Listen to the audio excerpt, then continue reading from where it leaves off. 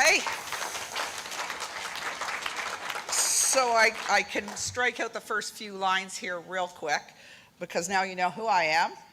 And the Community Associations for Environmental Sustainability, or CAFEs, again, one of the sponsors of the event in cooperation with POP2, or the People's Official Plan. Kanata is my home, and the KGPC is my love. And so is 175 acres of urban green space that many people in this room have joined me, and we're doggedly determined to protect. So we welcome the candidates to Kanata to show you what we're made of. And tonight's event, we're hosting 11 of the 14 City of Ottawa mayoral candidates. And we note that candidate Graham McDonald, planned to attend this evening but had to withdraw at the last minute for an unforeseen matter. But we're grateful to each of these folks for finding time in hugely busy weeks to sit and talk with us specifically about the environment and eco-climate justice. Today's rainy weather has forced our environmental discussion inside the KRC as opposed to our outdoor plans in the gazebo and Walter Baker Park. But we want you to be comfortable. Mask if you so wish. Spread out as you can. The chairs are here, but you're welcome to take a seat on the wall if you like to. I also want to remind everyone is encouraged to participate tonight in the language of your choice. I will moderate the event in English. With a panel of 11, the time is critical. We'll spend 20 minutes on candidates' opening statements, 45 minutes or so on a series of 3 preset questions, and then follow up with 35 minutes of questions from you. Our goal is to have the candidate closing statements put to bed by 8 o'clock, which will be followed then by an opportunity for a one-on-one in our meet and greet format. We've got lots to do. Let's get started. In a random pre-selection, the candidates determine their seating and initial speaking order, and we will follow that order for their opening statements and reverse it with each question throughout the evening. Our timekeeper, front and center, great volunteer Dominic, will signal time warnings with 15 seconds remaining with a yellow card and a stop with a red card. Our sound master has the power, and he'll pull the sound on your mic. And he wasn't afraid to do it in Barrhaven. Thank you both very much. Finally, audience, I ask for your help. Please, no interruptions of any kind while the candidates are speaking. And if you could hold your acknowledgements until we have finished each section in the program, that would be best. So, we're underway. Candidates, you each have 90 seconds to introduce yourself, and in doing so, consider the following broad question, if you will. Would you agree that we can invest in greenhouse gas emissions reductions and socioeconomic wellness at the same time? And how would you prioritize your choices? So let's start with our first candidate Param Singh. Good evening, everybody. My name is Param Singh. I am a mayoral candidate for the City of Ottawa. I'm a father of 2 young children and a husband. I've had the unique boots on the ground experience serving the residents of Ottawa for the last 19 years as a police officer, doing so with pride, dedication, and commitment to the communities we serve. When it comes to greenhouse gas emissions, I want to make the environment sustainable for the future. As a father of 2 young children, it's time to look forward in reducing gas emissions. We can focus on environmentally friendly alternatives for our city. This can be accomplished by looking into hybrid electric vehicles, transit that makes sense, and making our infrastructure not only more friendly, eco-friendly, but efficient. As for the socioeconomic wellness, this can be achieved through ensuring that the services we are providing are reliable and affordable. And we can do this by working together. Thank you.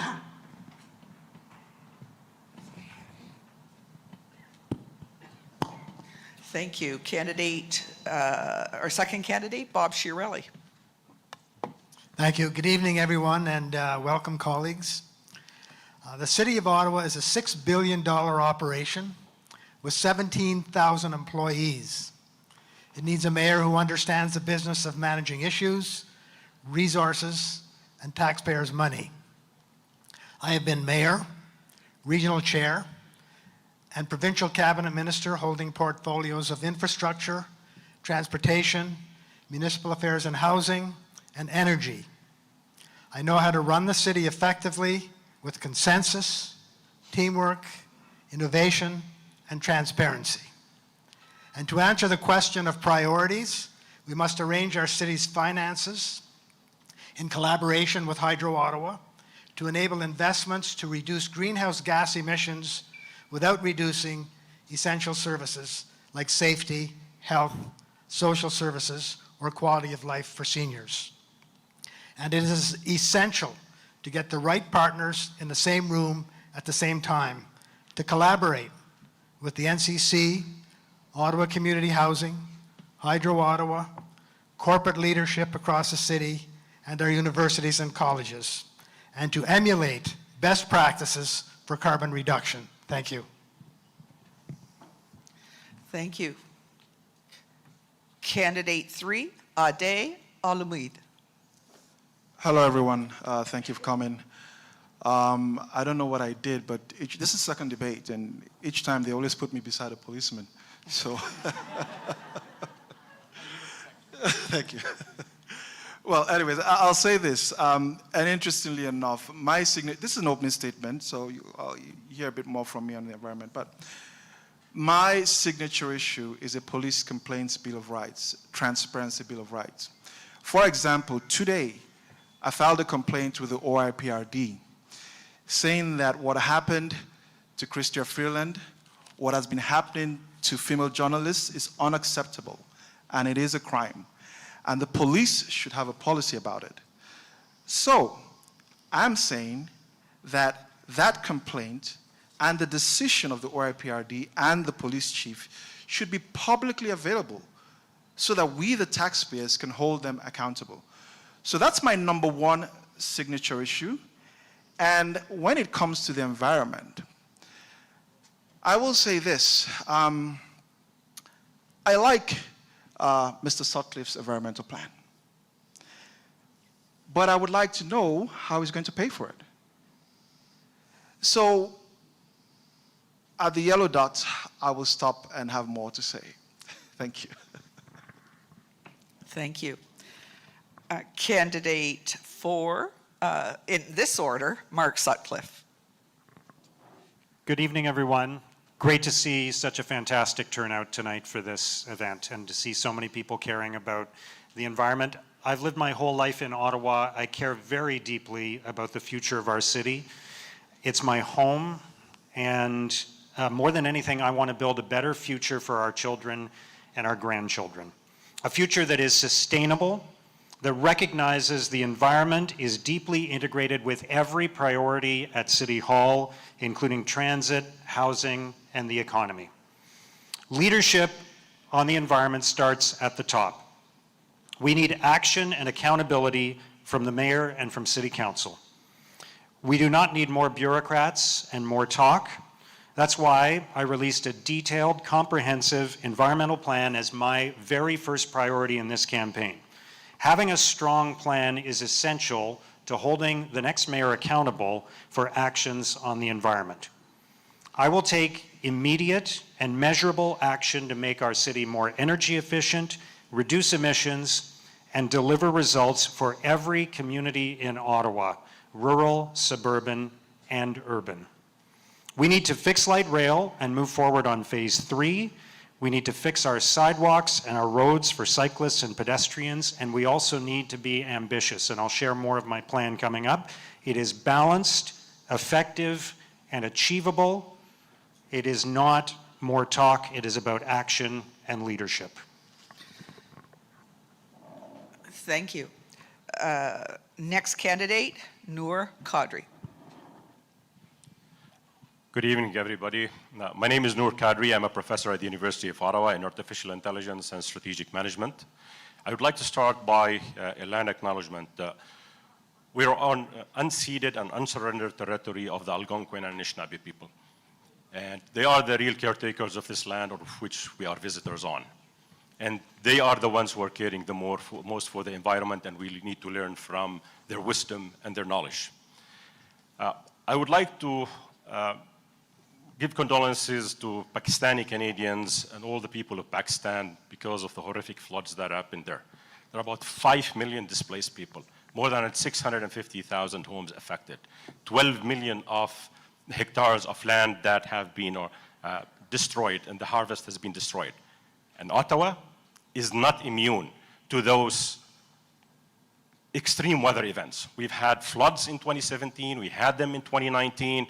We just are looking after the effects of a devastating storm that we had in Ottawa, and this is because of climate change. We have to be serious about it. When it comes to the economy and balancing the economy and the environment, it is there. Bill Clinton coined the term, it is the economy stupid in '92. 30 years later, it is the economy stupid again, but it's a different kind of economy. It's a green economy here in Ottawa, and we're gonna support it to create green collar jobs. Thank you. Next candidate, Brendan Bay. Hi, everyone. I'd like to thank the People's Official Plan Group for hosting another one of these events, and for the many of you that showed up tonight to attend, thank you all. I'd also like to say that I'm very grateful to be here in Kanata for this. Kanata has so much to offer. It might very well be our best suburb, and it's offering the closest thing to complete communities that we have in a large region like this across the city. I'm very fond of and familiar with it. I worked as a software developer in the Kanata Research Park for 4 years and lived nearby in Bell's Corners for 5. And I'd also like to thank you, Barbara, for this great opening question. My platform is built around the idea of investing in communities as a solution to most of the problems we face.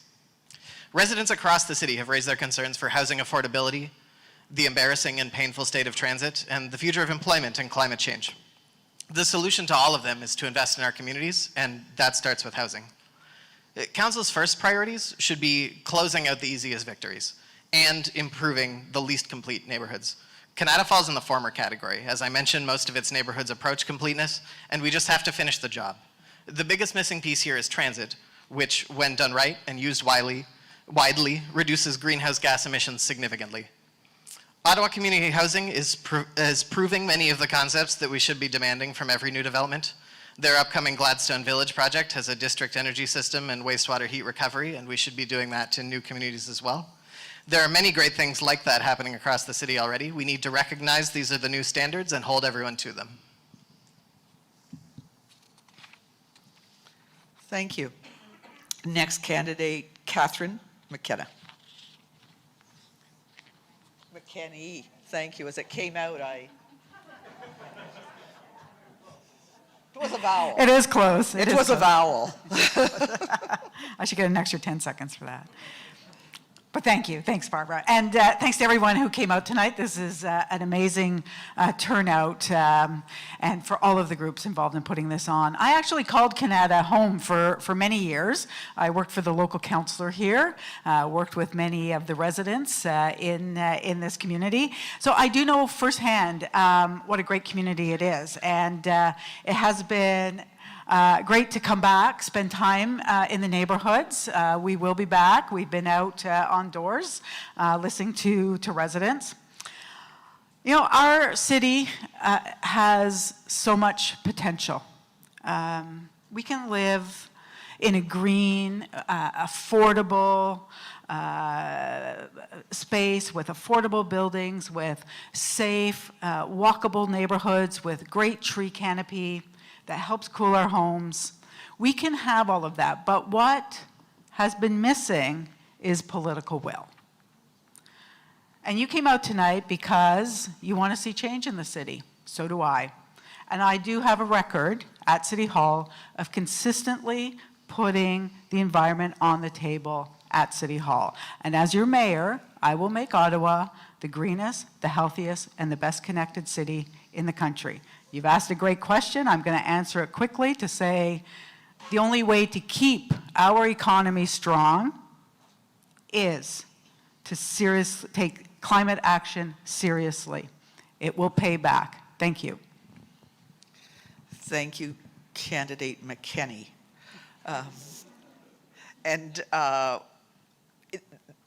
That card is good in the next section, candidate Olumide. The audience is going, what's he doing? But that'll keep you interested. Thank you. Next candidate, Guevara. Hello, hello. My name is Guevara. On the ballot, I'm Gregory Guevara. I am running on an Ottawa exit campaign. I believe Ottawa should separate from the rest of Canada. And part of the reason I believe that is because I think it would be very good for the environment. You know, this idea of balancing economy and environment, they've always seemed like polar opposites to me. But there actually is a way to balance the environment and the economy.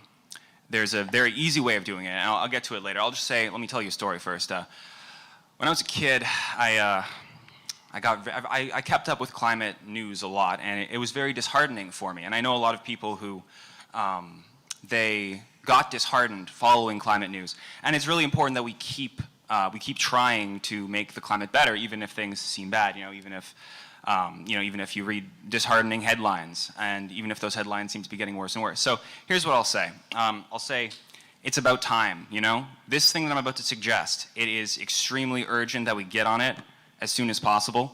But before I get to it, I just want to say I walked here, and I don't know if anyone else walked here, but I walked. I won't say from where, but I did walk. So anyway, so this is the thing that was going to make sure that on a municipal level we are going to actually change things. Okay? Are you guys listening?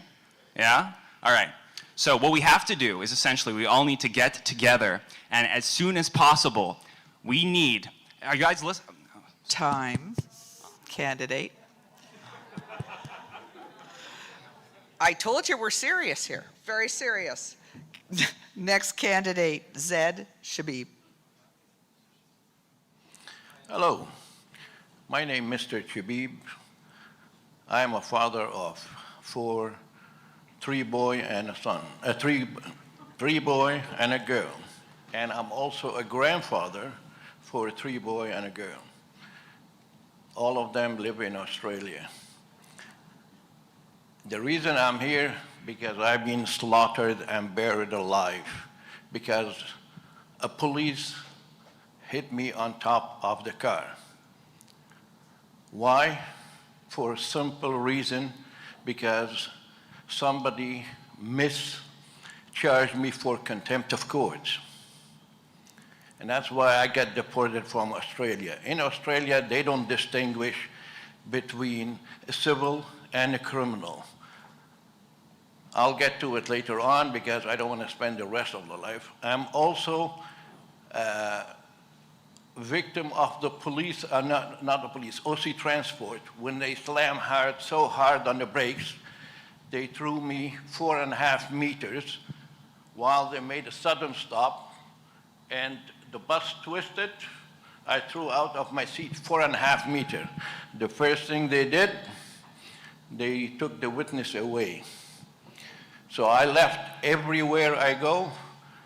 They put between the judicial, between the city of Ottawa, a legal department, and interference by political Candidate. interference by the former Prime Minister office. Your time.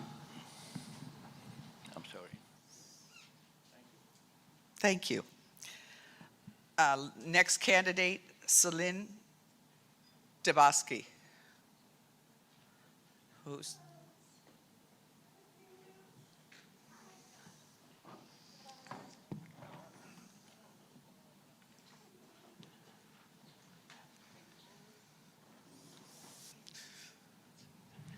Hi, I'm sorry I'm running late. I say I run on Indian time.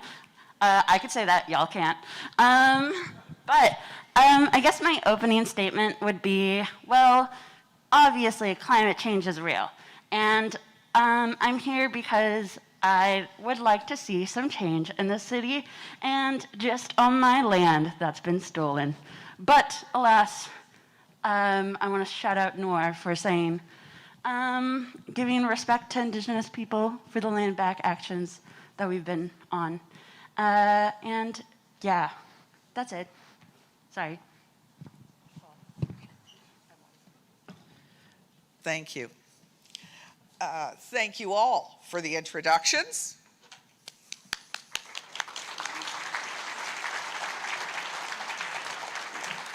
We'll now move to our 3 preset questions, which were shared with the candidates in advance of today, and we'll reverse the speaking order with each question. Candidates have 60 seconds, 1 minute, to answer with the time warnings that you've already seen. We were asked by many of the candidates after our first panel in Barrhaven to provide a comment or rebuttal feature in our panels. Each candidate has a green card in front of them, which they can use once during this entire section across all 3 questions to provide a 30-second comment on another candidate's answer. I wish we could provide them more, but we have to keep the evening moving along. So we'll turn to question number 1. Should the City of Ottawa do more to protect the safety of Ottawa's drinking water by asking the Canadian Nuclear Safety Commission to require Chalk River Laboratories to come up with a better long-term approach to managing radioactive waste? In reverse order, Candidate 11, Celine Debassige. Hello? Hi. Yeah, well, I'm honestly surprised. Well, I'm not surprised or shocked that there's like not as much like precautions taken in terms of like drinking water, because there's a lot of reserves that don't have any clean drinking water. So I think it would be a great idea to hold accountability to the people that do that, because that's literally like a basic human right. So that is my answer. Thanks. Thank you, candidate. Next candidate, Zed Shabib. Yes, basically Chalk River is about 140 kilometers from the section of Kanata. And the way it's situated at the moment is sitting like just the tongues and on an island and very close to the drinking water. And that one, I think down the road, it should be changed somehow so that way it could be buried or it could be something else, because where they have it, if there is any accident at the moment, it would be a disaster for down the road for anybody drinking the water. So I would say, you know, it's okay at the moment, but down the road they have to find some alternative to move it further from the water, so that way it would not be any leakage system into the water, so that way nobody could affect it on that one. Thank you, candidate. Next candidate, Greg Guevara. So I hear about this kind of stuff, and it really makes me think. You know, we keep trying new ways of making this work, this environmental issue work. Oh, there it goes. And we keep, now you try one thing, poisons the air. Okay, now we're trying this other thing, radioactive waste in the water. Have we ever just considered like giving up? Have you ever heard, there's this movement, it's called the Voluntary Human Extinction Movement. I have a picture of it here.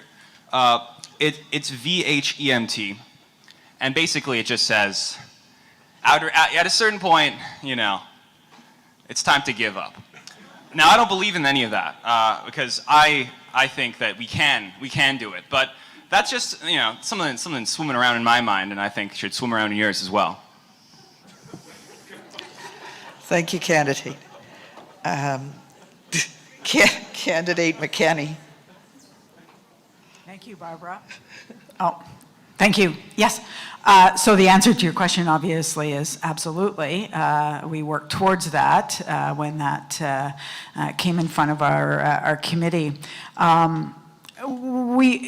Just knowing that nuclear waste could be disposed of upstream from Ottawa means that Ottawa is directly impacted by the decisions of the CNSC.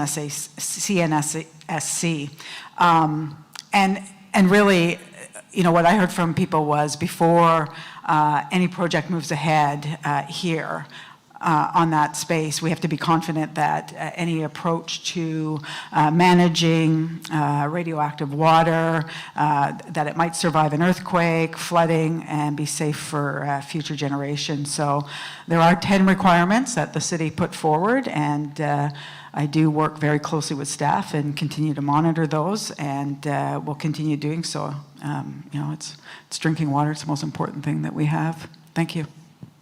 Thank you. Candidate Brendan Bay.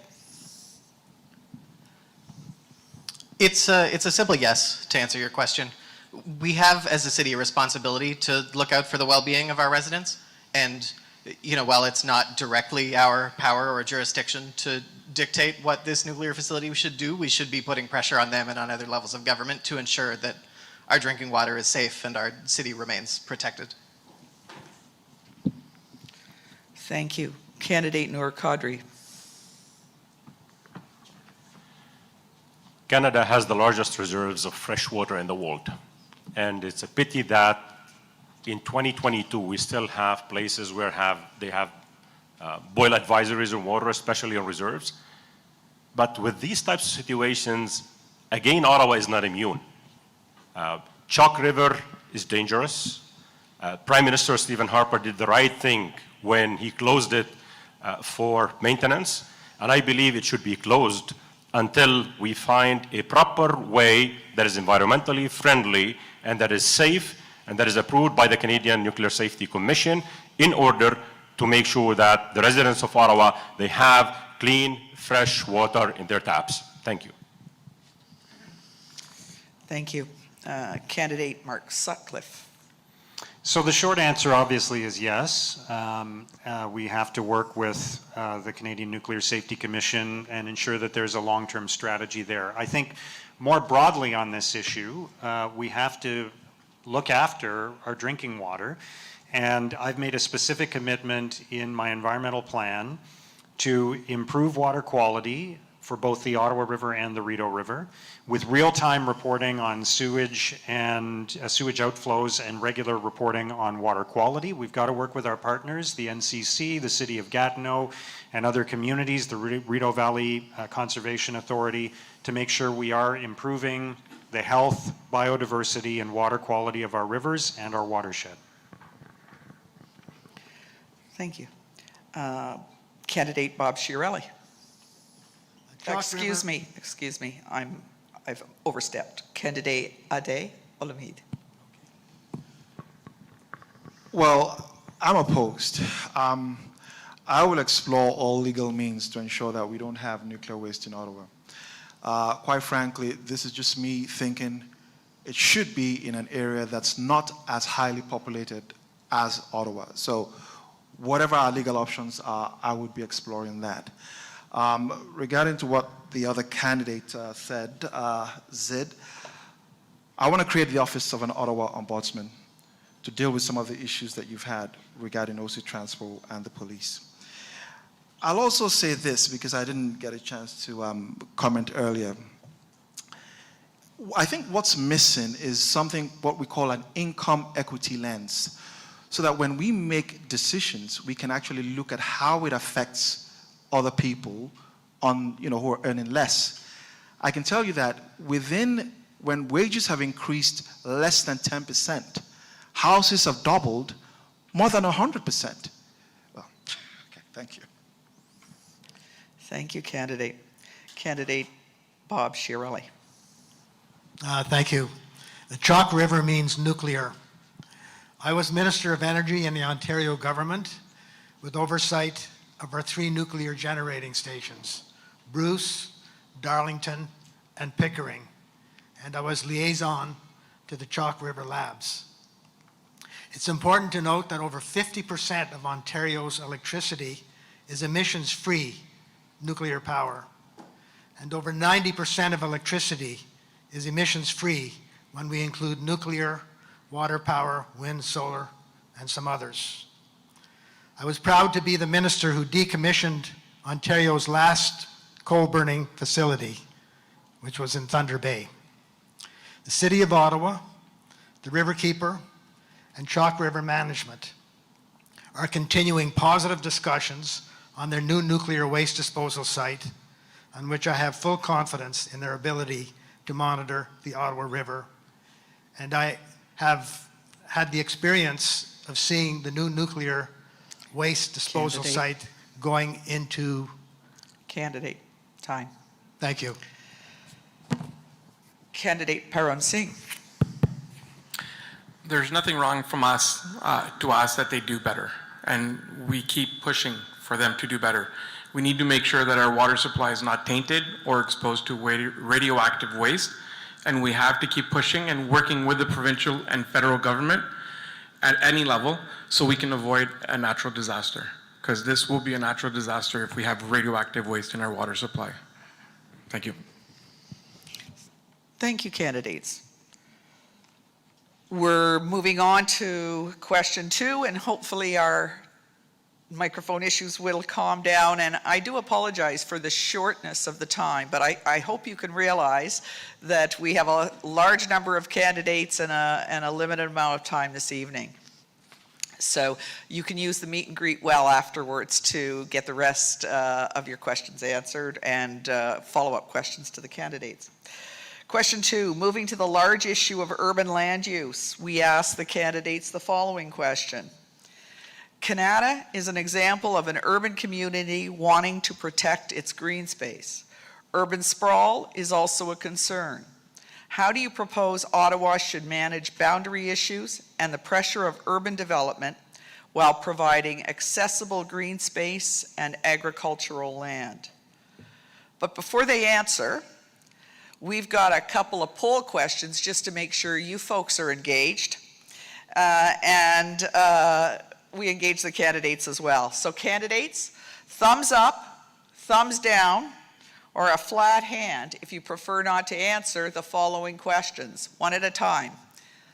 First question, do you agree that Ottawa should manage future growth within its current urban boundary? Thumbs up. What's the count?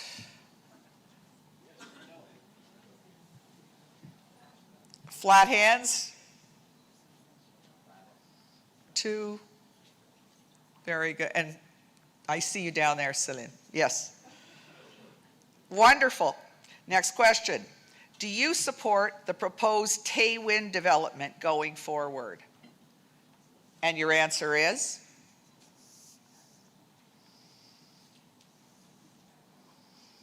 Flat hands. And 1, 2 thumbs down. Third question, quick poll. Do you agree that Ottawa should strengthen policies to protect current green space and grow accessible future green space? The count is 1 flat hand and thumbs up the rest of the way. Thank you.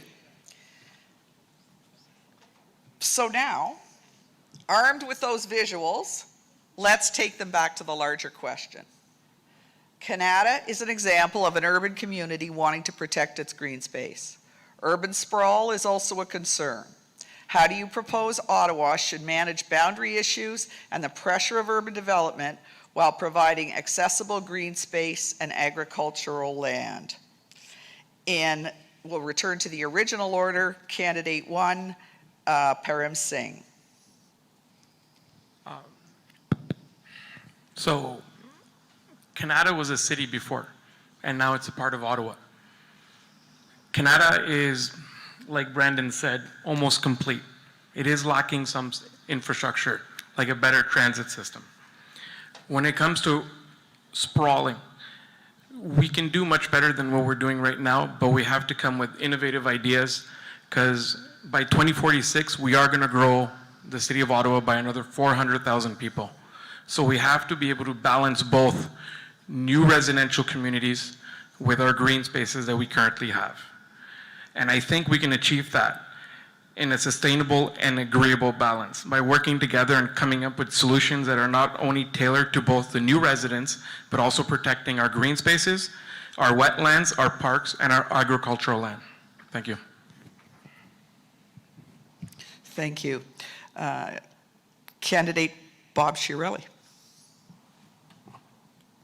My position on expanding the urban boundary is to categorize expanding the boundary as a decision to be avoided with any approval made under exceptional circumstances.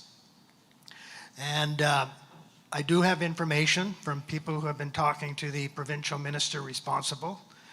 He has indicated to the principals involved that the T1 lands will likely be pushed well into the future and will likely not have those lands redesignated, which I think is good news. Thank you, candidate. Next candidate, Ade Olumide. Well, we should for sure protect our green space and agricultural land. Can everybody hear me okay? Okay, great.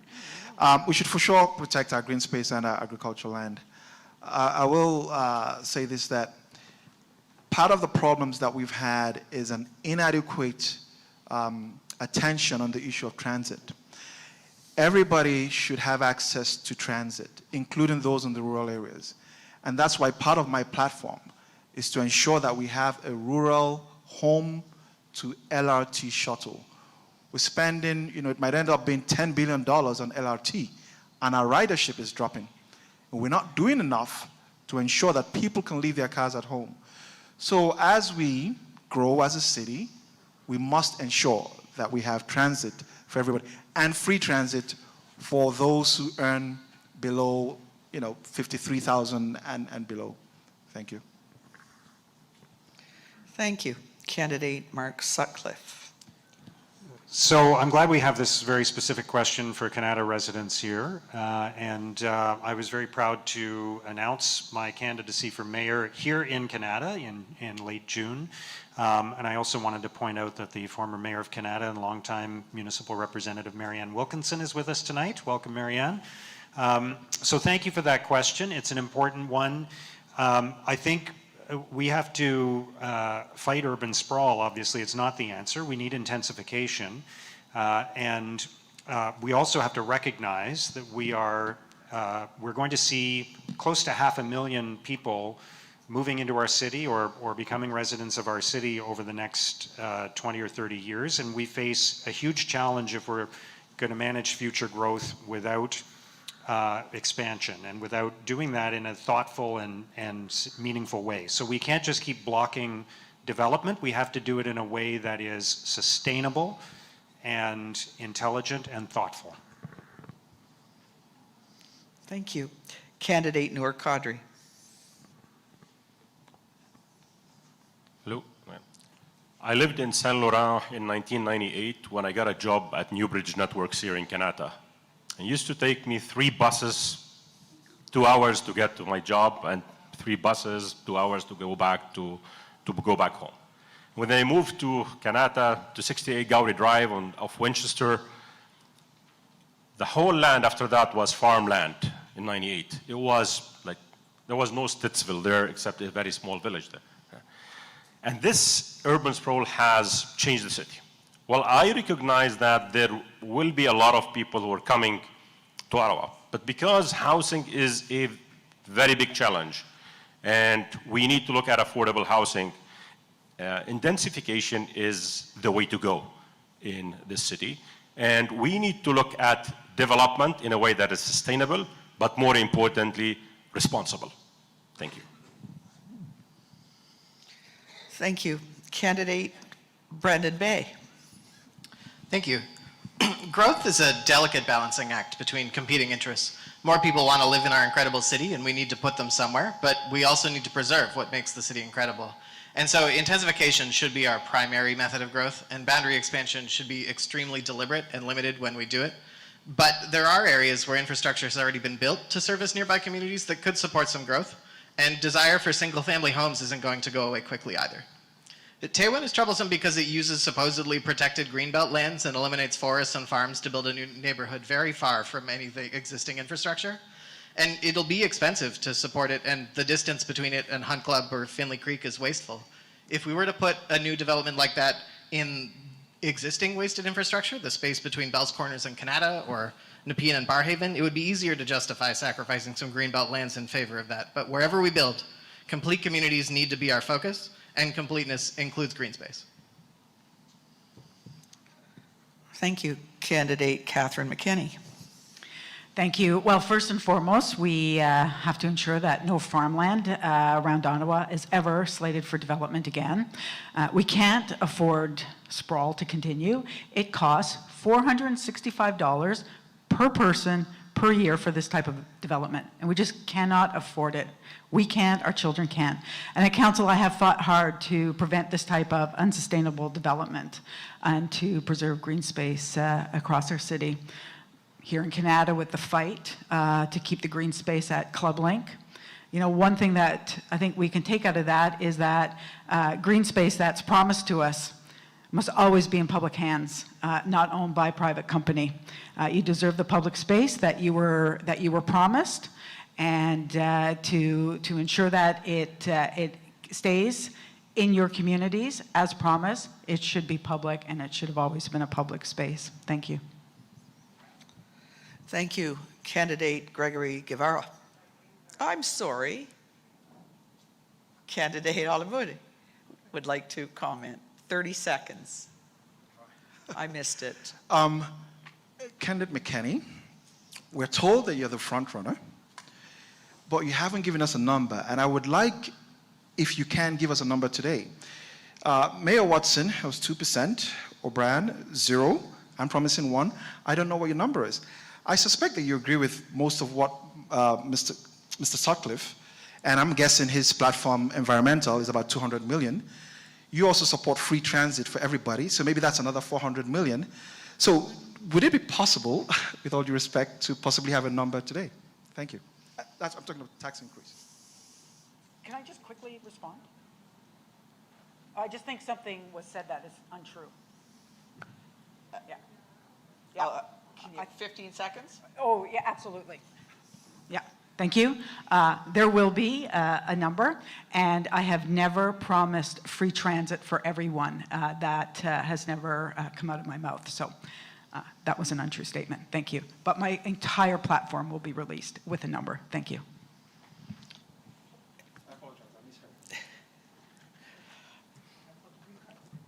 misheard. My husband, I don't know what your house is like, but my husband accuses me of watching too much American television.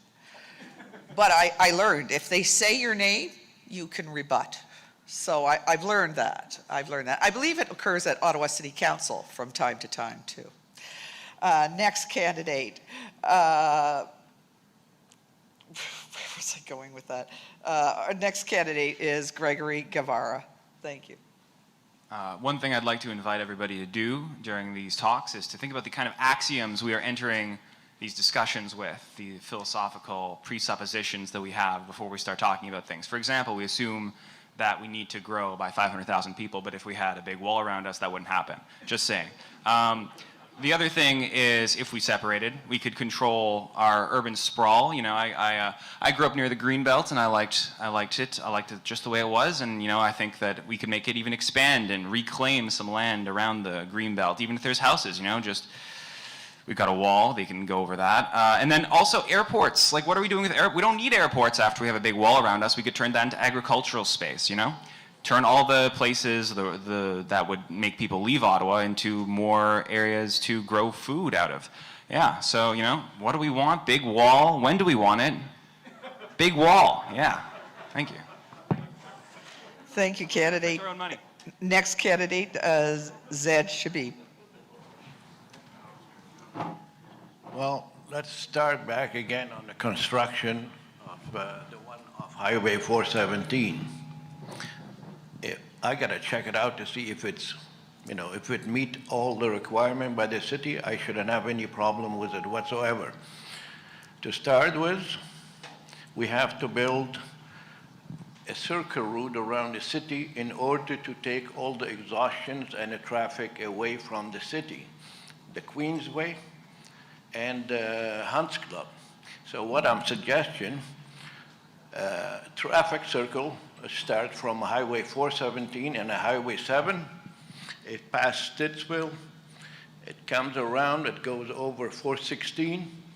It keeps going until 417. So anybody want to come from the south end, so it bypass the whole thing, and that takes lots of pressures off the city arteries. So that's one. And step two, it's only about a 65, 70 kilometers. Step two, turn around and go to the east. Time, candidate. And go to Orleans. Thank So you. that way you take all the traffic. Thank you. Next candidate, Celine Debassige. Yeah. Hashtag land back. Honestly, thank you. So like, my thing is like, Mother Earth is bound to outlive us with the track that we're on.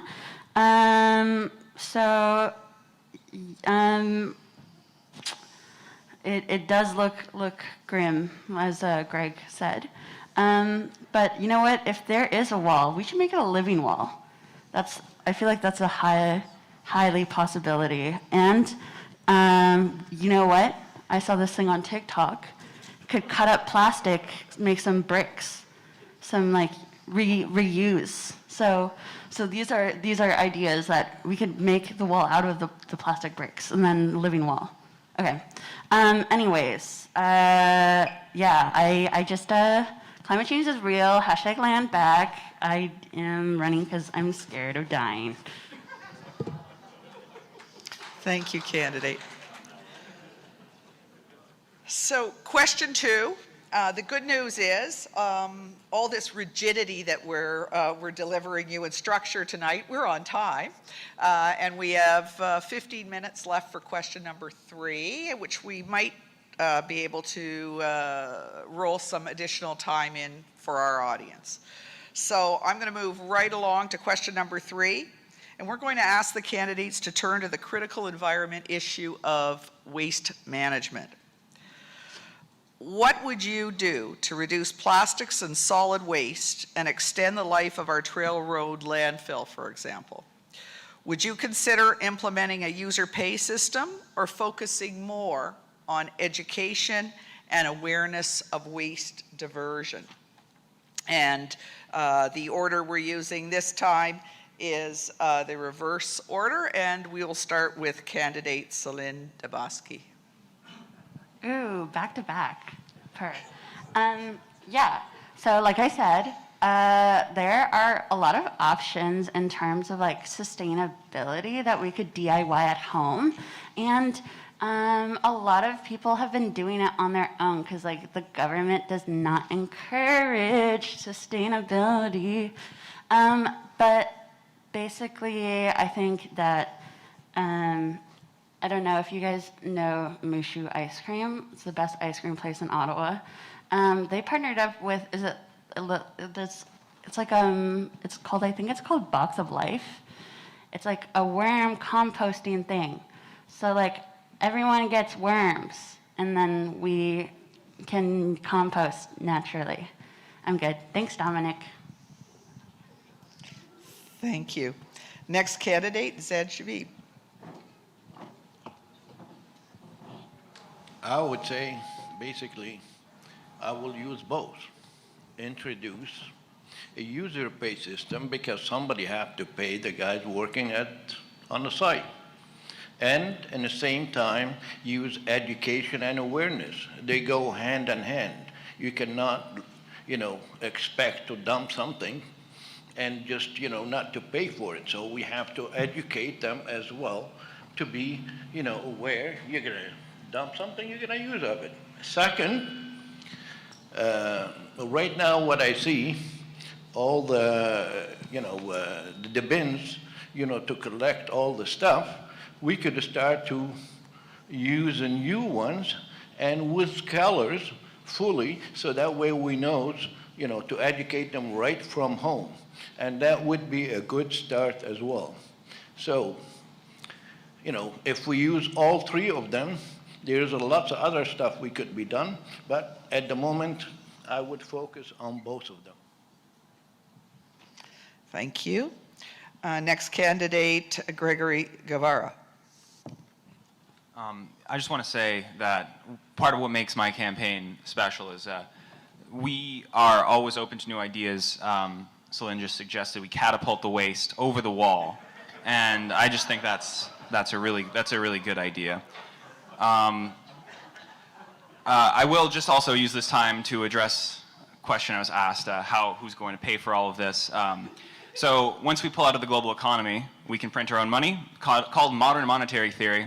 Got something to do with a tap and a drain, and you can print as much money as you want, and taxes like the drain. I don't fully understand it, but I'm willing to commit to it. Yeah, that's it. Thank you, candidate McKenney, Catherine McKenney. Thank you. Well, you hear at least most of us tonight saying that we do want to end single-use plastics. I don't think anybody doesn't want to end single-use plastics. Nobody wants to see plastics littering their parks and their streets. But we have to think a bit more seriously about how we actually reduce and divert our waste.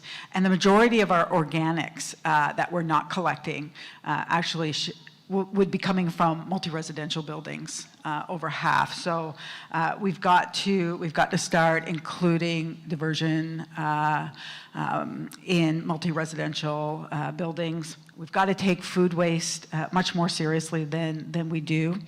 And, Halifax and other cities, Halifax since 1995 has had bag limits on garbage, has had see-through bags, and their diversion rates are much, much higher than anywhere else. So there are ways of encouraging diversion. Thank you. Thank you. Candidate Brandon Bay. Toronto's user pay system is an interesting model. You pay an annual rate to rent a bin from the city, and the bin is all that is collected. If you want a larger bin, you pay more. And I think that's the right balance between pay-per-use and raccoon proofing, but it's only a part of the solution.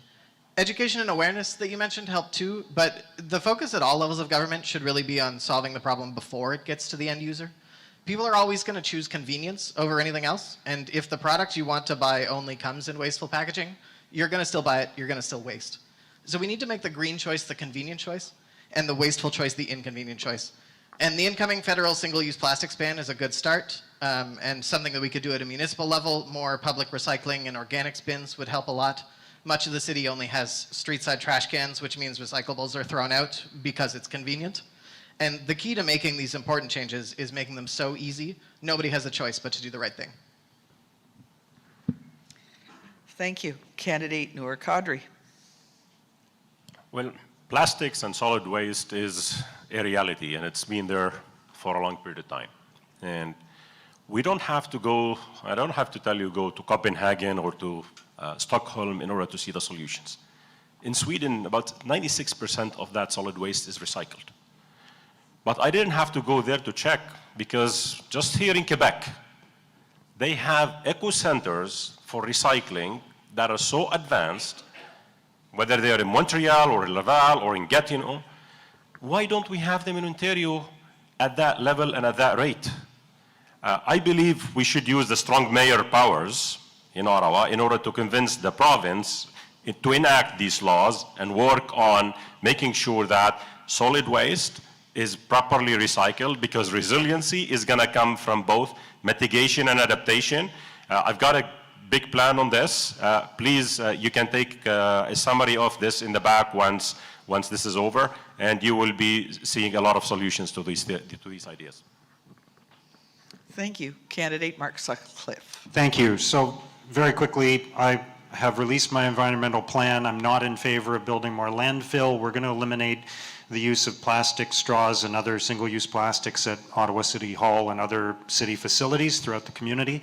I just want to set the record straight on something, though. A few minutes ago, Olumide raised a question about free transit, and Catherine McKenney said that she had never said she was in favor of 100% fare free transit.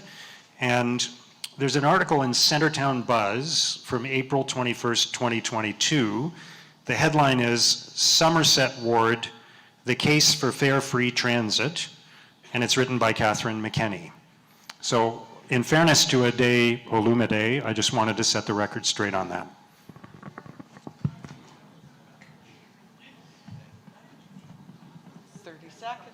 Candidate. No, thank you. Have you got my mic? Oh, thank you. Thank you for that. Yes, we do have to move towards free transit. Every city around the world will do so, but I am not suggesting that the taxpayer in this city will have to support free transit, and it will not be part of my my platform. I had never said that. Thank you. Candidate Olumide. I will say this. I have written to the federal government and asked them to include an annual transit pass for all employees in the National Capital Region. And if they accepted that proposal, everybody in Ottawa would be able to ride transit for free. On the issue of plastic waste, I can tell you that if there was going to be a surcharge, here's how an income equity lens would work. It would be, for example, on homes above a certain value, so maybe above 1.5 million, for example, so that other, people wouldn't have to pay this fee. But I will say this, I am the only candidate who has proposed one site, like Enacam in Edmonton, which, thank you. That's a cliffhanger. Candidate Bob Chiarelli. Thank you. Yes, I'll address question 3. Our federal partners are already banning single-use plastic. Ottawa residents need to come to terms with the fact that our residential garbage dump is nearing the end of its life, and history tells us it can take a decade to site a new landfill. If the city doesn't take drastic steps to increase its diversion rate, it will be staring at a $400 to $500 million price tag for a new landfill or incinerator. That would bring with it a significant increase in tipping fees and a corresponding increase to the garbage collection rate for residents. The current council has taken no serious steps towards a solution. A new council has its work cut out and must address it immediately. Candidate Param Singh. My wife and I teach our children that in order to make a rational decision, we need to be educated on the issue at hand. This is no different. Education is always beneficial, especially when teaching our future generation. Awareness of the negative impacts that our landfills can have on the community is also key in making residents understand the urgency of making a positive shift for a bright and clean future. We must also start looking at alternatives other than landfills to deal with our waste. Waste is not going away. Let's think outside the box and find new, innovative, proven ideas on how to deal with it. Let's not waste time. Thank you. Thank you. So, folks, those are the 3 preset questions. I'm going to let the candidates think about that for a moment and turn to the audience because it's now your turn. We have a mic set up, which is just in the middle of the room. We encourage you to come forward, but there are some rules. I've got some folks running up before they've heard the rules. You may not like my rules, but here they are. We expect to have time for 5 or 6 questions if we're going to wrap this section up but I found 2 minutes. So we may get another question or two in, but with your help. You can direct your question to a maximum of 3 candidates. You have 45 seconds. This is a key piece of it to ask your question. You know what happens at 45 seconds.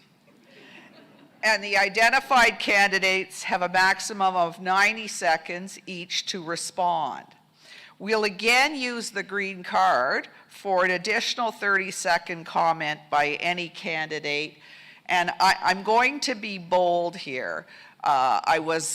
We agreed at the beginning to say once, but if you want to use it twice in this section, you can do so. I think we can manage the time. You're not terribly talkative. So onwards we go, and we have someone at the microphone. In this discussion about waste, I was really disappointed that none of you talked about a zero waste vision. It's not a matter of whether we burn our waste, high tech, which is actually a ridiculous solution, or build new lands. The issue is that we have to work towards a circular economy where we reduce our consumption, where we, our appliances, we can fix them. There are all kinds of innovative ways that we can go to a zero waste. And so my question goes to Catherine McKenney, to Nour Kadri, and to Mark Sutcliffe. Thank you. I think you could take them in the order that your names were called. Thank you. Got it? Okay, thank you for that question. Absolutely, it is about not producing waste, and that will come with... Is it on? No. Okay. It was. It's on now? Yeah. Okay. So yes, absolutely, we have to get to zero waste. That will come with more producer responsibility as well for waste packaging that is being produced. But we also know that there are 5 steps to reducing 80% of our emissions, and those are the first 5 things that we have to do. We have to look at diverting the organic waste, retrofitting our buildings, our commercial buildings, our homes, getting to net zero in our homes, and transitioning to a zero emission fleet. So it is not all or nothing. It is, we have a plan and we have to follow the plan and we have to invest in that plan. So absolutely zero waste has got to be part of that. Thank you. Zero waste is the ultimate goal, but perfection is a road. It's never a destination. We have to start somewhere and we have to keep going. I will be releasing my environmental plan shortly. We've got a zero waste strategy as proposed. Reaching net zero by 2050 is the goal. By 2026, we would like to get 50% reductions on the 2020 levels, and by 2030, we would like to get 80% reductions on those levels. So we've got a plan, and as I said, there are community action items that we need to look at. We've devised 10 of those community action items that people can follow. They've been implemented in other jurisdictions, in other countries, and in other cities. And what we need is education in the city of Ottawa and implementation plans. And those 10 actions that we're proposing are going to be the vehicle that is going to take us to that net zero solution. Thank you. Thank you very much for the question. I agree that we have to move in that direction, and that's why in my environmental plan, we're committing to every new city facility that's built being net zero, and investing $100 million in retrofitting existing city facilities to reduce energy consumption and save money in the long run.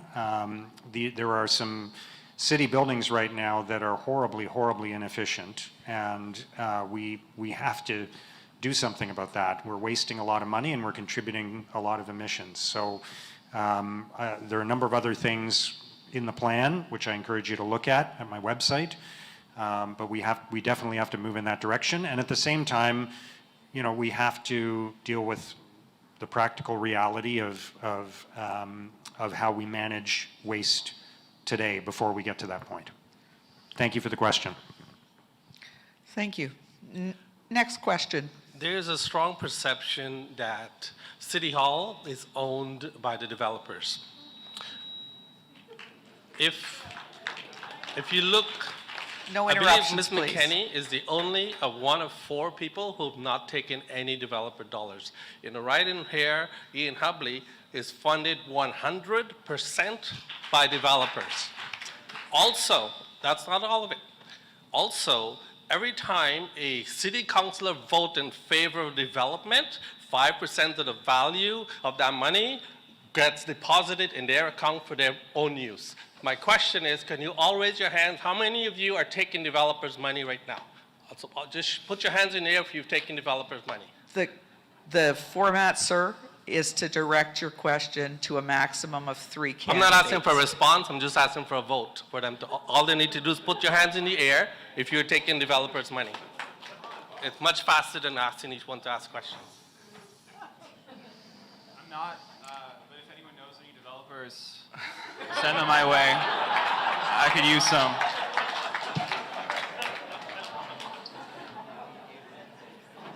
Candidate Sutcliffe. Thank you.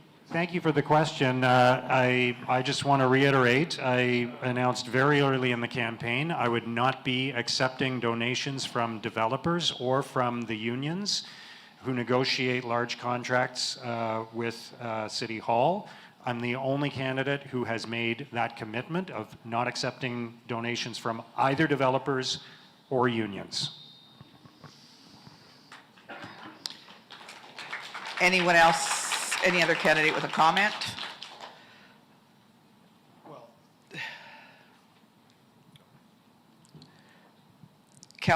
Candidate Kadri. Okay. There is this division in our city that is happening. Developers against developers, okay? What happens if there are 20 members of the police who want to donate to a candidate? What happens if there are 20 or 30 teachers who want to donate to any specific candidate? We need to stop that division within our community and make sure that we have the rules and everybody respects the rules when it comes to donations. I will commit to one thing, to tell you that. No one will be influencing my decisions, whether they donate for my campaign or not. Decisions at City Hall under Mayor Kadri are going to be made mainly based on science, logic, and what makes sense. And thank you. We have a third candidate. We'll try and put this back into a process here. No? Okay, thank you. Next question, sir. Yeah, my question is for Catherine, Nour, and Param. My name is Tom Harris. I'm with the International Climate Science Coalition Canada. At the last debate, the first debate, you all committed to reading our report about how the City of Ottawa's climate plans are infeasible and damaging to Ottawans and the environment. Considering that the energy evolution document of the City of Ottawa was actually written by an environmental activist group, would you promote with fellow councillors the idea that our experts come and brief the council or the relevant committee on the problems with Ottawa's climate plans? Candidates, and I heard candidate McKenney's name first, then I heard candidate Kadri, and then candidate Singh. Am I correct, sir? That's what I heard? Yes, that's right. Thank you. Thank you. I do support, I think I said this at the last debate as well, I do support our climate plan, energy evolution. It is the only plan that has the detail of how we are going to get to net zero, to reduce our emissions, and is the only plan anywhere that I know that actually does have a price tag attached to each and every item. So we will get savings back.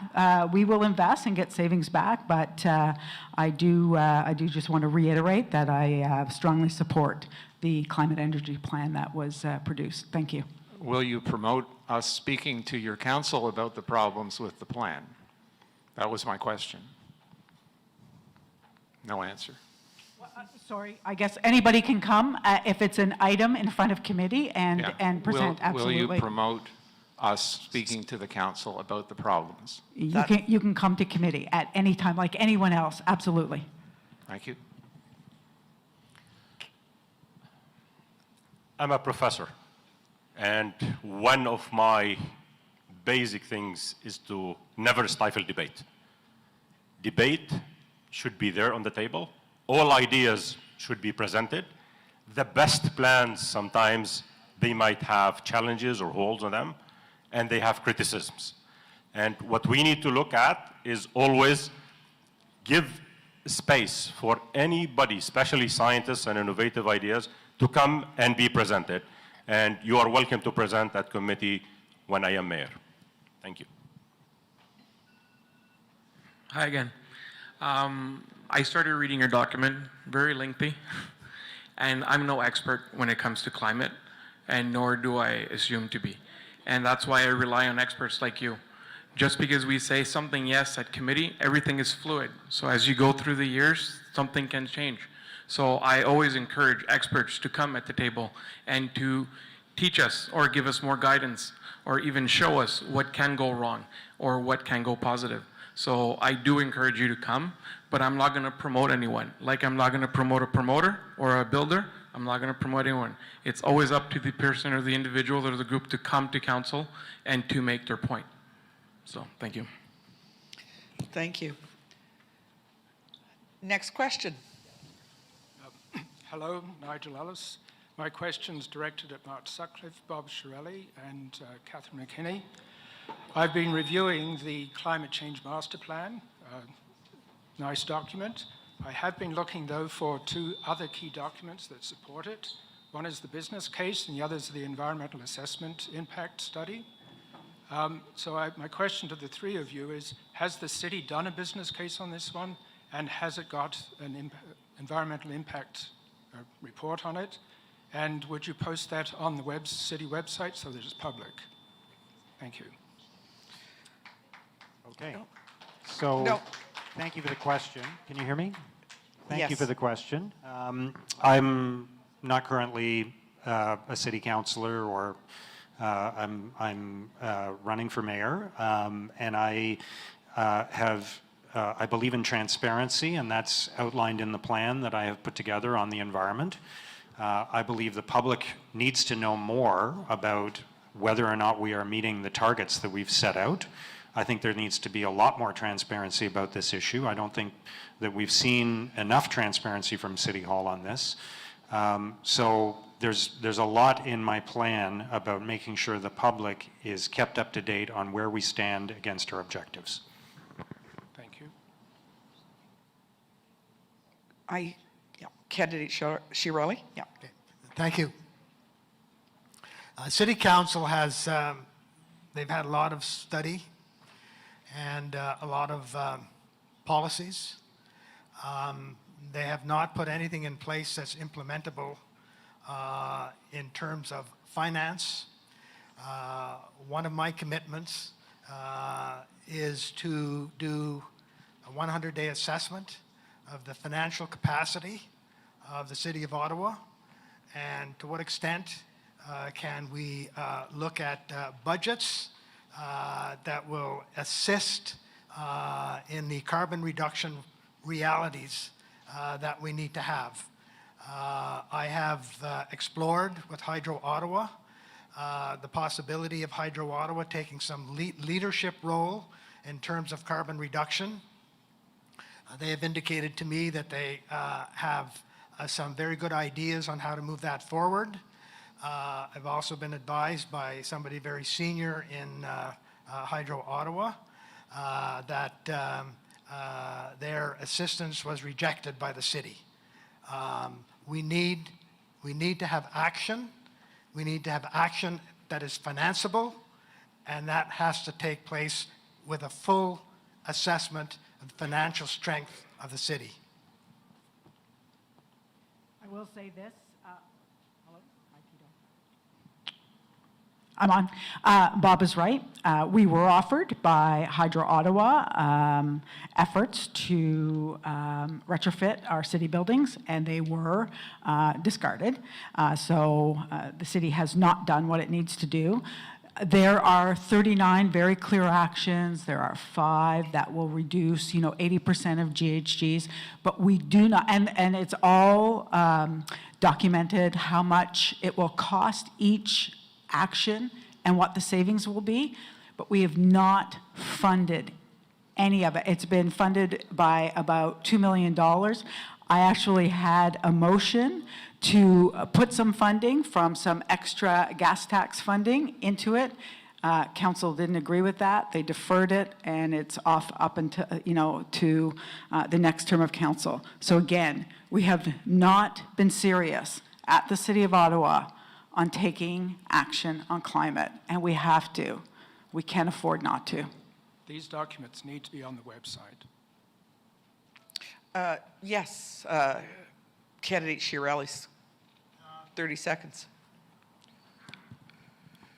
I want to say thank you to Councillor McKenney for giving us the straight goods. Thank you.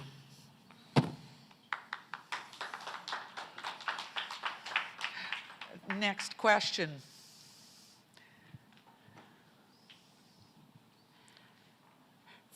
Ottawa is an embassy town. The embassy of Communist China is here. The communist regime killed 80 million Chinese people during peacetime, and the Chinese embassy actively export the regime's persecution of Chinese people back from China to Ottawa, Canada. Just for example, the Ottawa practitioners of Falun Gong, a spiritual and meditation group with a principle of truth, compassion, forbearance, face intimidation and discrimination right here by the Chinese, instigated by the Chinese embassy. I just want to ask, will you or will you not turn a blind eye to the right, the basic right of the Chinese Canadians, including the Falun Gong practitioners, for trade with China? Which 3 candidates? Yes and no question. So No. Which 3 candidates would you like to pose the question to, please? I don't know. Any three will be fine. Allow me to step in. Is there a candidate would care to answer the questions? I see first candidate Olumide and also candidate Kadri, candidate Guevara. Let's start there, and if others wish to speak. Thank you. We just need to recognize that Ottawa is the capital of Canada. And there are a lot of foreign interfering issues because it's not only the Chinese embassy. We've got a lot of embassies in Ottawa. And the city of Ottawa should not step on the foot of the federal government in these things. I would believe that because we've got a federal government, a provincial government, and a city government. As a city, we should not be going into those foreign affairs related things. And I would hope that the federal government will not step on the feet of the mayors, for instance, in trying to serve the citizens of Ottawa. Thank you. Well, I would say this. I would like to lead a trade delegation to China. It's a huge economy. But human rights is important, and we must never be quiet on human rights. And this is something that I see that sometimes we compromise. Because, for example, what China has done to certain to some of its citizens. Totally unacceptable, and the UN investigating that. But I also consider what the US has done by saying no to Canadian oil and going to go and buy from Saudi Arabia. There is a human rights choice there. So when Germany goes to buy from Russia instead of buying from Canada, that's a human rights decision. So I know that your issue is dear to your heart, and I can assure you, as somebody who understands what it is to face persecution, that human rights will be a very important issue under my administration. And certainly, any constituents, anybody who lives in Ottawa, who has been affected, the mayor's office will not turn a blind eye. We will explore all legal means to use the megaphone of the office to ensure that everyone within our city limits is protected. I will not turn a blind eye to human rights abuses. Thank you. Candidate Guevara, you wanted to comment? This is another problem that would be solved with a wall. That's it. Oh, thank you. Anyone else wish to comment? Candidate Shabib? She's speaking about the human rights issue, and that's all concerning me as well. I might agree what she said, but we can't do a hell of a lot from here. It's the federal government to do that kind of stuff. But also, a human right violation, it goes right here. And that's why I'm in this mess. I need an operation 12 and a half years ago. And because the legal department tampered with my record, they obstructed justice, they removed evidence, and they launched a parallel file beside my name in order to kill mine, to make it look like it's a dormant. So a human right, it's not acceptable. It doesn't matter where they are, whether here, whether in China, anywhere, it should be looked after equally. And that's why I am here in this place here, because I need an operation. I'm desperately needed, but because all the collusion, they colluded behind my back with my lawyers, and I could not get any, help whatsoever. I got all the, the proof right here with me. Anybody want to look at it, I'll be more than happy to show it to them. You will be surprised what happened. So that's why, whether a human right, abuse in China or here, thank you. Thank you. Thank you. Next question.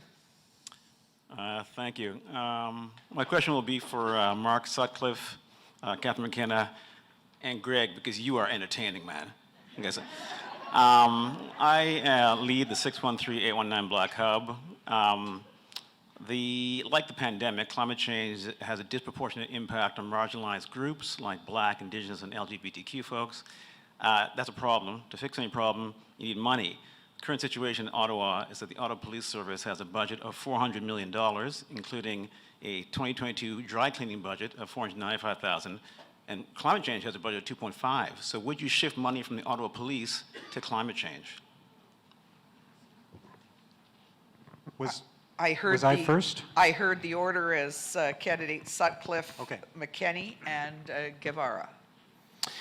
Thank you for the question. I think we need to invest in environmental solutions, and that's why, again, I'm the only major candidate who has already released an environmental plan. It was the first part of my platform that I released publicly more than 2 weeks ago now. I think we can invest in the environment. We can make Ottawa cleaner and greener. We can reduce emissions. We can meet our climate targets. And we can also protect the safety of the public. So I think there are a lot of different priorities, and we can achieve all of them with a fair and balanced approach. Thanks for the question. Thank you. I'll wait for Tito. Am I on? Yes, you are. I believe you are candidate McKenney. Am I on? Oh, thank you, thank you. I don't think we have to choose. I think that we have to invest in climate action. And I'm going to say this about policing. Nobody knows more than I do after the occupation how important it is to have effective community safety and effective policing. And we have got to be able to have that conversation, because what we saw in February was not effective. Nobody spoke up. Nobody that I know spoke up in February. So when we have that conversation about policing and what it means to racialized communities, queer communities, people living in poverty, we have to ask ourselves, do we continue just to write blank checks, or do we ask for evidence? Do we ask if it's effective that we have got a large number of police officers on leave right now because of stress leave, because of a toxic work environment? That keeps no one safe. We've got to be able to ask those questions. We've got to have the courage to ask them, and we've got to make sure that what we're doing is effective for public safety. Thank you. Candidate Guevara? Yeah, so first of all, you're totally right. As mayor, I would be one of the most marginalized groups. There's like one mayor. And so I would take all the money from climate change and I would put it into my own personal police force so that I would be protected. And that might be the most effective way to protect a marginalized group, me.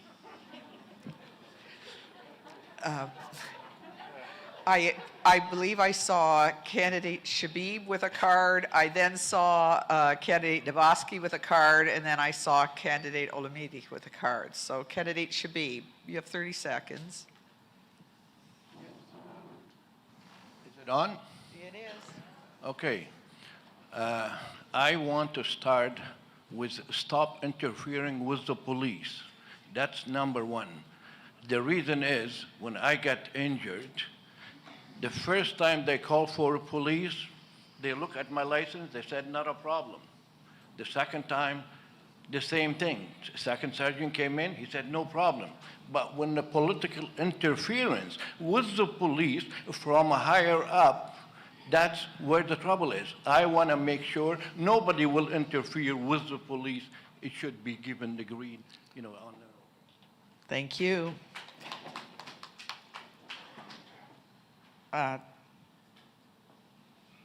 Councillor Debassige, I believe, was second. Candidate Debassige, I apologize. Oh my gosh, I'm a counselor now, per. Yeah. So basically, ACAB.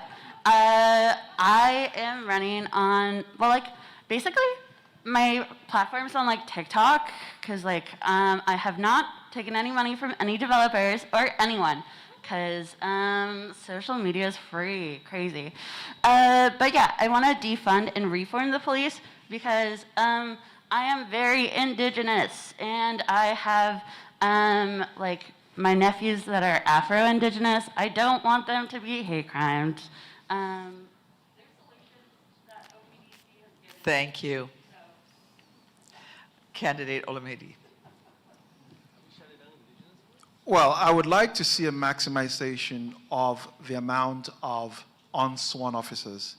And with that, we could save $18 million, and I'd be willing to invest that in free transit in order to support the environment.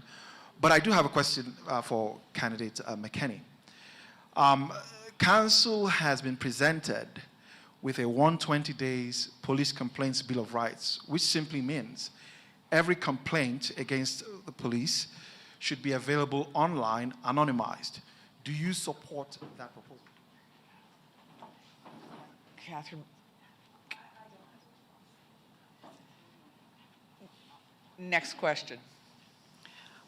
And before, may I just, with an eye to transparency, we intend to wrap this section up at 10 minutes to 8 to allow for closing statements. So that's what we're working towards. I realize the line is probably longer than what we're going to get to, but please go ahead. Thank you.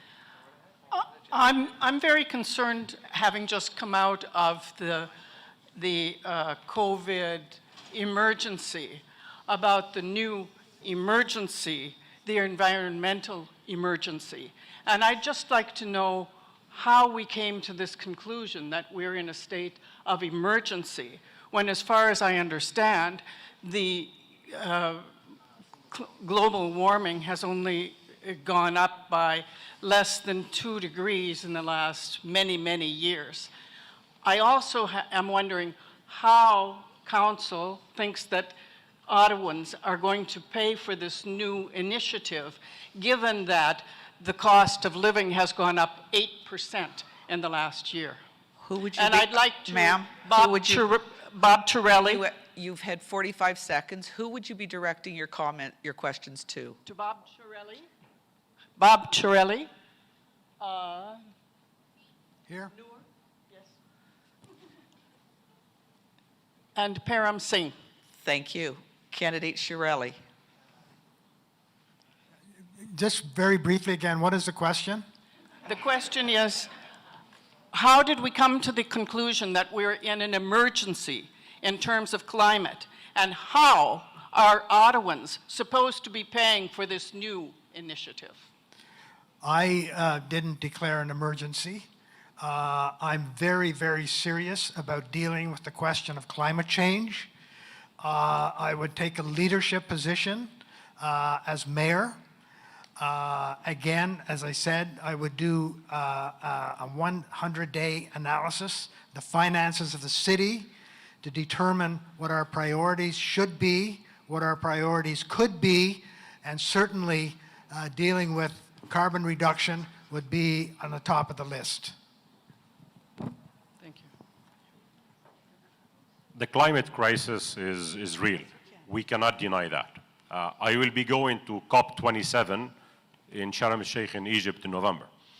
And just the number, COP27, it tells you that is we've been for 27 years looking for solutions and trying to see how we are going to deal with those challenges. One of the most important things that I'm going to be looking at is that it's a best practices approach for city financing. The city of Ottawa is a $6 billion corporation. We have $3.5 billion in debt, $250 million to service that debt. Inflation is skyrocketing. We're at 7-8%. The past mayor was talking about increasing taxes by the inflation rate, which was 2 to 3%. We cannot do the inflation rate, which is 8% now, and given all those challenges that the people are facing. But I'm going to tell you what we're going to look at. There's hundreds of billions of dollars in green funds, venture capitals, banks, infrastructure organizations that are willing to invest. Well, guess what? Only 15% of that goes to the cities. We are going to have a proactive approach to bring those best practices for city financing, and we will alleviate that from the burdens of the citizens of Ottawa. It's not going to be the citizens of Ottawa that are going to be paying for this. Thank you. Thank you. We need to start prioritizing in what's important. And once we do that, we have to do everything in an affordable way. The cost of living is rising. We're at 8% right now, and I don't know when it's going to go down. And we have to make sure that we don't start taking more money from taxpayers. We have to start looking at innovative ways and maybe even private partnerships. There are incentives by the federal government, municipal governments, and even banks and other institutions that do want to help. And like Nour Kadri said, if we're only picking at 15%, we can go for 50% of those fundings. And we have to start looking at innovative ways, thinking outside the box. And I'm no expert, that's why I'm going to rely on experts in order to take as much money as we can from other sources other than our own pockets. Great. Thank you. Thank you very much. Thank you. Any other comments? No. Next question. The city of Ottawa plans to back up its wind and solar power using a huge amount of batteries. But we all know batteries are made using cobalt, mined by children, 40 to 100,000 children in the Congo. This is destructive. The cobalt is then shipped in China. Again, disrupting human rights. The price tag is very hefty. I'm a mother, I'm a grandmother, and I do not want to pay that price. Is Ottawa ready to support this? Who is your question directed to, ma'am? Param, Singh, Ade, Olumide, and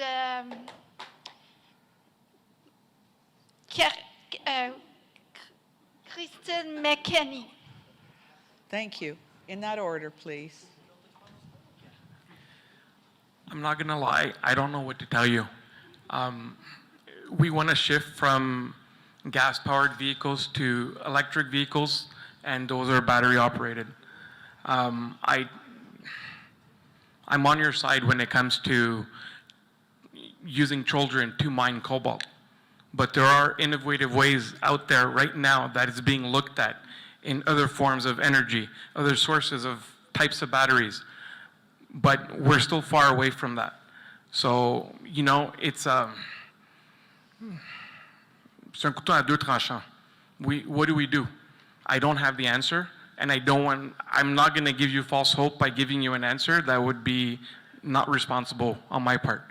So this is something that's gonna have to be looked at, and we're gonna have to come up with better solutions and look at new innovative ways, and we have to look outside the box. Look in the States, look in Canada, what kind of new sources of energies that's out there, and see what we can do to not use those types of batteries, or not use, we do that with coffee, right? Locally sourced or sourced, they have it on the packaging. Anyways, I'm going off topic here. So I can't give you an answer that I feel comfortable with. So that's something we're gonna have to look at as a society, so, to make a decision on that. It's a good question, but not an easy solution. I'll say this. I don't believe, for too often, the City of Ottawa has sort of ceded our environmental duties to the province. So when the province mandates something, they say, well, we've got no choice. No, not under my mayorship. We have a duty to our constituents. And one of the things I'd like to see is something what you would call a balanced scorecard analysis before we implement certain windmill developments. And one of that aspect of that is, where did the components come from? How were they made? It could be that certain projects cannot go ahead because child labor was involved. And so we cannot be afraid to stand up to the province. We cannot be afraid to stand up even to the federal government and say, no, it's our city. If Legault in Quebec is not afraid to stand up to the federal government, I don't see why I should be afraid to stand up to the provincial government or the federal government. Thank you. Candidate McKenney. Thank you, and thank you for that question. Absolutely, we can't just look to electrifying everything. We just can't look at batteries. If we're going to phase out fossil fuels, if we're going to meet our goals, we have to look at completely reducing our demand for energy, and we've got to look at increasing our use of renewable resources. But we can't just look towards electrifying all of our vehicles and using unsustainable practices that you outlined. Thank you. I have a follow-up from candidate Kadri and candidate Shabib. To wrap this section up, we're over time, so. A lot of countries are trying to go away from ICE vehicles or internal combustion engine vehicles to go to battery-powered vehicles.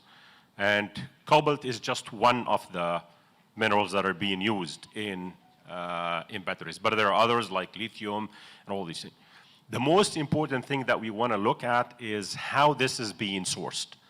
Okay, and at my opening statements, I spoke about green-collar jobs. Well, you want to think about one of those green-collar jobs of the future? It's ethical sourcing, and that's what we should be looking at. Candidate Shabib, 30 seconds. Yes, battery is very, very expensive, and it's very hard to dispose after a while as well. So if the city they were talking about using buses on batteries, that's unworkable whatsoever. There's two ways to do it if they want to do that kind of stuff. There is one way of putting natural gas or propane. Those two, in case if you ran out, then you could switch over and get to point A to point B. Because right now, if you ever run Time, candidate. on electrical, you just stop doing more traffic. Thank you. It's very hard to dispose. Thank you. I'm going to ask a question because we get marginalized all the time. Celine is right, and I just want to say this, okay? Indigenous people have Aboriginal title to this land, which means your environmental concerns could be worked in alliance with them, which actually has legal power and precedent, which environmental interest groups don't. So look for alliance with Indigenous people, Pikwakanagan especially, and you know, the Anishinaabe Tribal Council, the Algonquin Anishinaabe Tribal Council has political power, which our candidates need to work with. And that's how we do alliance. I'm not Indigenous, but I'm an ally. That's all I'm saying. Thank you very much. And we should have opened with a prayer. It is now time to move to closing statements. Candidates, you each have 1 minute, and we will remind you again with 15 seconds remaining with the yellow flag. Audience, please hold your show of appreciation until the end. Let's go in reverse order, and we'll start with candidate Debassige. Cool. I'd just like to say, Chimigwich, I'd like to consider myself, well, like, damn. Now I'm getting nervous all of a sudden. Okay. Yeah. I'm only running because, like, these solutions are provided by nonprofits and grassroots organizations like OBDC, A7G, Horizon, Acorn, and like numerous other organizations that are constantly protesting the city council to advocate for the change that they want to see. So I suggest to look into your community and organizations that are providing those supports and resources. Other than that, yeah, vote Celine, land back. Candidate Shabib.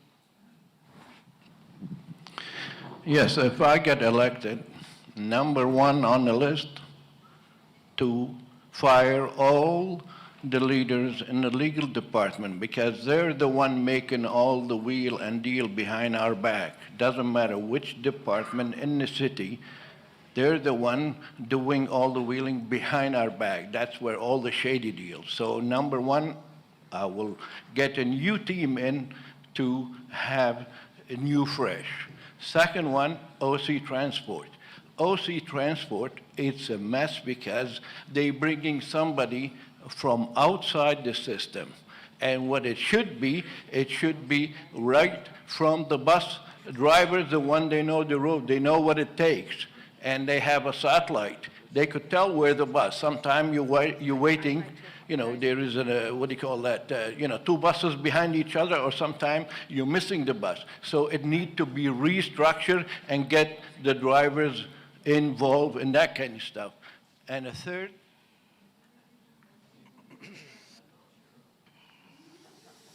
Candidate Guevara.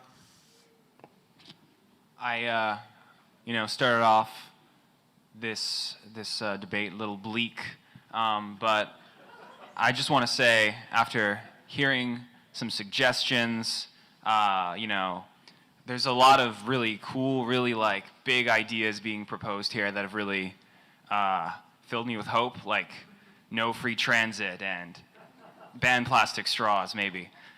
So I feel good. I feel good about what was proposed. I feel like we're on the right track. But I feel what would make us on the righter track is, again, separating Ottawa, Ontario from the rest of Canada, building a big wall, Ottawa Wall, making an Ottawa exit, and then using that leverage to print our own money and fund whatever we want to fund.